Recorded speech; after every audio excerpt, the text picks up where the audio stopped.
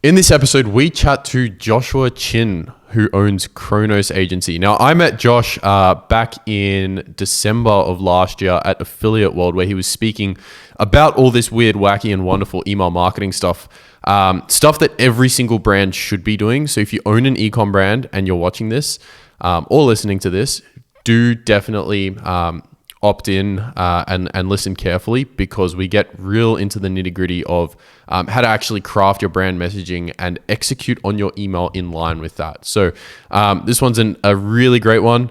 Enjoy, and I hope to see some incredible results coming from all of your emails very, very shortly after listening to this episode. Cheers, guys. Enjoy. Let's get into it. Yo, what's going on, Josh? Cheers for coming on the podcast. Why don't you tell everyone kind of who you are and what you do? What's up, guys? Thanks for having me, Dim. My name is Joshua Chin. I'm the co-founder and CEO of Kronos Agency. We are an e-commerce focused email marketing agency serving brands from all over the world. We have a team of 60 full-timers spread across the world as well. We are a remote team. It's something I'm really proud of, and we can get into a little bit more detail about that as well. And we've worked with close to or over 200 brands to date currently, and on average our clients see a return of 35x on their investment with our services in terms of the revenue that we generate for them. So that's pretty cool. And yeah, it's something that we have been focusing on for a long time, and we still will continue on the same path. We do believe that email marketing is here to stay, and we're also adding in new channels into the mix, including SMS and chatbots, just to keep things fresh and highly profitable for our clients. So yeah, that's pretty much me. And on my free time, I guess I enjoy poker. I like poker. If you enjoy poker, reach out to me. You can geek out. Yeah. Probability theories and game theory and stuff like that. Awesome. How have you guys been going with everything lately? Like, because I mean, we haven't chatted for a little while. What's new with like the whole situation? How are you guys doing? It's been good so far. We're going to be closing May. Our strongest month yet, revenue-wise. Yes. Congrats, dude. That's awesome. Thank you. Appreciate that. But obviously with it comes a lot of challenges, mostly internal, in growth, just growing pains, what we kind of experienced in Q4 last year. Just venturing into a territory that is kind of unknown, like moving closer to that 100 packs mark in team size. That's when kind of structures and operations get a little bit murky. And we're kind of struggling with hiring as well. Hiring is a big challenge at the moment. We're trying to get good talent, the right people in the right seats. Right. Yeah. Yeah, cool. So for most of sorry, go on. No, I was just about to say it's actually a good timing right now, because there's lots of good talent kind of laid off and just looking for new opportunities nowadays. So it's getting quite a lot of pretty solid candidates. For sure. We've hired some cool people as well lately. Just because these awesome companies that unfortunately are just like they're forced out of operations. It's good. Yeah, exactly. Let's scope in and focus down on ecom and kind of what the clients. Just because a lot of the listeners are ecom brand owners. So what are you seeing happening on the client side, and how's email performance at the moment? Email in general has been relatively stronger than what it used to be. It's kind of understandable. People are relying on email for communications, especially people who never did. Those that had the kind of privilege of being in an office space, just walking up to like their colleagues and just asking for help. They have to rely on email and Slack and like messaging platforms that they're online primarily. So engagement has obviously risen quite a bit. But most interestingly, it's also the growth in traffic online that has kind of fueled a lot of the tests that we've been conducting with our brands. But that being said, the core principles of how we generate results with email hasn't changed that much. It has kind of experienced kind of a boost in traffic, but aside from that, nothing major has shifted from a strategic standpoint. Cool. Let's get into those core principles that you mentioned. I mean, what do things look like for a brand that comes on board, or even taking a step before that? What should brand owners be doing from the beginning with their email stuff? Yeah, that's a good question. The first thing that we typically ask brand owners when they onboard with us is um, what what does your brand stand for? What is your brand identity? Do you have a kind of a documentation on that? And what does it look like for a customer to go from A to Z in your buying process with your brand? Like first seeing the ad and then looking at your site, and what's that experience like? And we try to put ourselves through that process as well. Because by doing that, you kind of uncover touch points that are either really strong or lacking. For example, lots of brands have a welcome series, right? Those are the emails that go out when someone subscribes to an email list. Um, they also have a cart abandonment sequence of some kind. But in between, there's a big gap between initially getting interested in a brand and making that purchase. Often this happens with brands that have a slightly higher AOV or a longer consideration period. If people tend to think for a long time or make comparisons here and there before making a purchase, that's when you gotta be a little bit more mindful about what people go through between like getting to know the brand and making the first purchase. And there's often a big gap in between. And that's where retargeting emails work really well. Some of them being things that we know pretty well already, like browse recovery, browse abandonment flows. Those work really well. And kind of just identifying opportunities to provide more information and insights for people in their kind of consideration phase of making a buying decision. So once you're able to put yourself in their shoes, you're really able to kind of map out the entire journey based on what are some of the key points where people go from like yes to no or no to yes in their buying journey, and how do you kind of amplify that relationship that you have after the fact of like after the purchase. Right. That's kind of step one. It's vague, but that's the mindset shift that people need to have from kind of just thinking about, all right, cart abandonment, I got to convert like 3 out of 10 carts, and that's success. But that's kind of one dimensional, and it's really limited to. Right. So can you use like yeah, can you draw from an example, or like in a practical sense, what does it actually look like between that first welcome series that you mentioned and the cart abandonment? What sort of stuff can people be implementing in the middle to take steps towards what that ideal end goal that you're kind of discussing being the customer journey? Yeah, absolutely. I think I can. I like to use this example: mattresses, right? Mattress brands. That's an extreme example. That's a high ticket item for sure. Even at the lower ranges, it's still pretty expensive.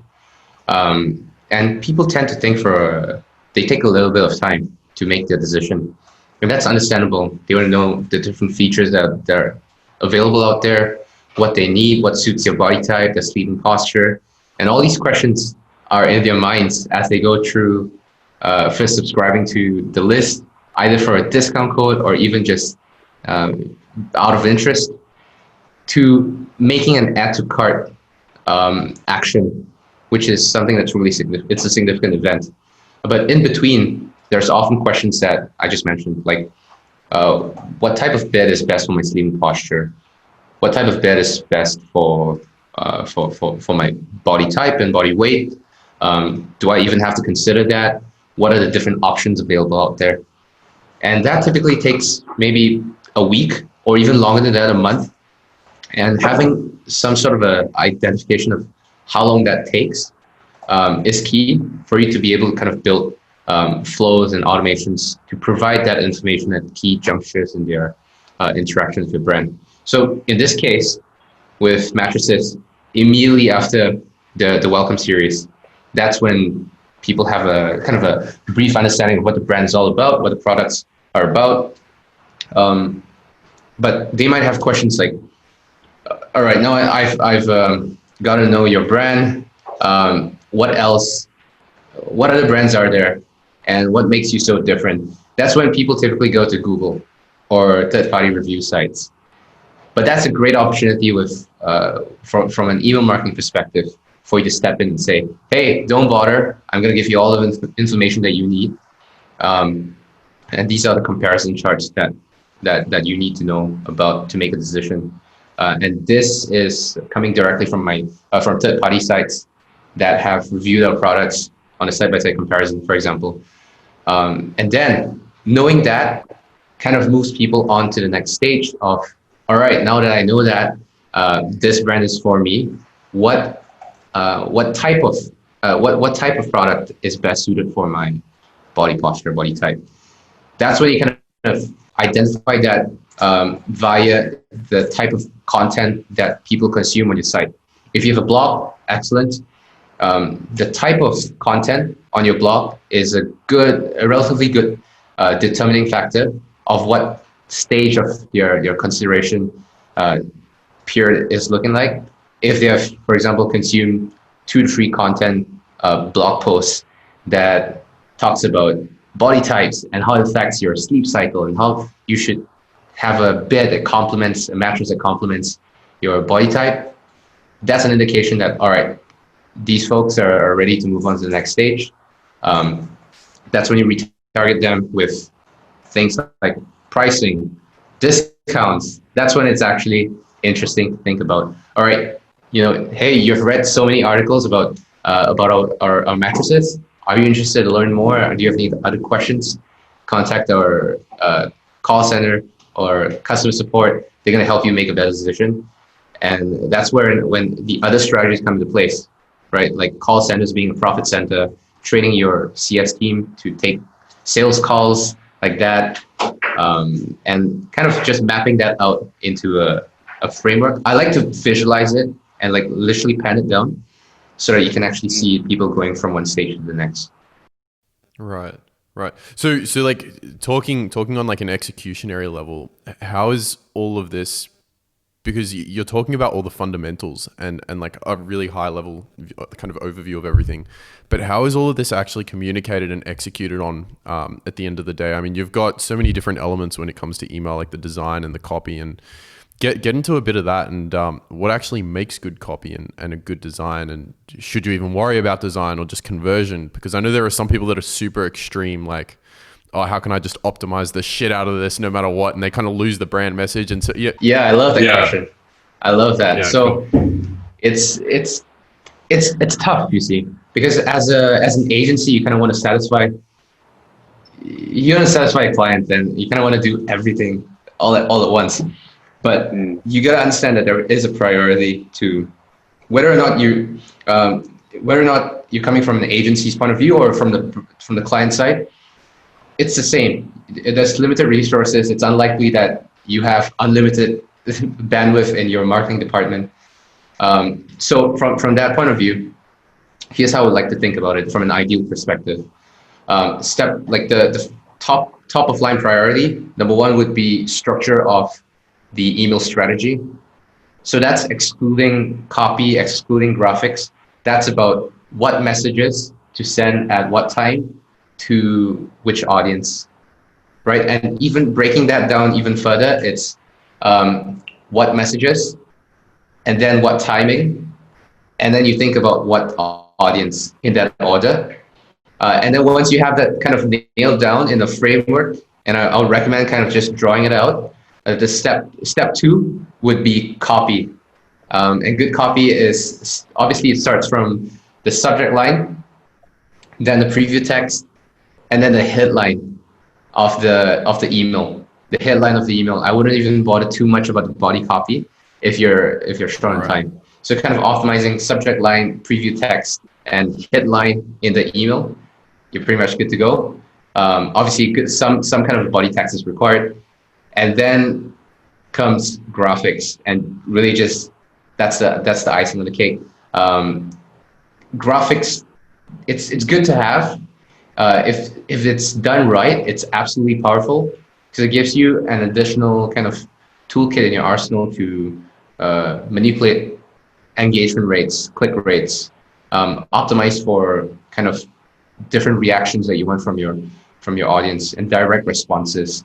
But aside from that, the structure comes first because a lot of times having the right message to the right person at the right time is all that matters, even if it's not optimized, right? So it can be as easy as a good example for that would be cart abandonment, right? If someone literally just adds something to cart and they've shown great interest in the product and they left the cart for whatever reason, that's when you come in and you say, hey, you left this in your cart at the right time.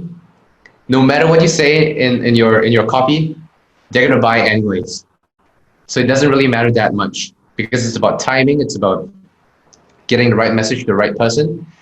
Even if your like copy is shit, it doesn't matter at all because that comes first. And then optimizing copy would increase the conversion rates on that, and then graphics would take that to the next level. Does it make sense? Kind of that order. Yeah, it makes perfect sense. But what do you find clients actually? Because I think people that are doing this for their own brand can kind of learn from, and I would assume that with clients it's kind of the other way around. They think design is. What do you find clients? What's their outlook so that we can correct that in whoever's listening to this? Yeah, I love that. People think about email absolutely like textbook way of doing things with emails. And the value that an email agency would bring to the table is good copy, good design, that's it.